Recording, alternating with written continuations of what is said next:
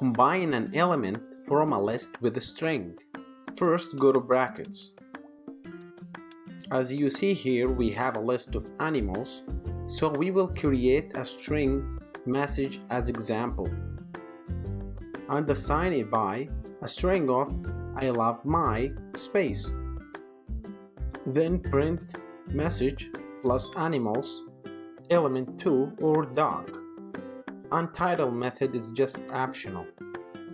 Then try it on terminal.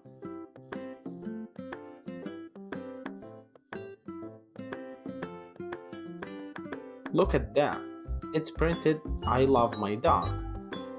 Very nice. Actually, there's another way to print that.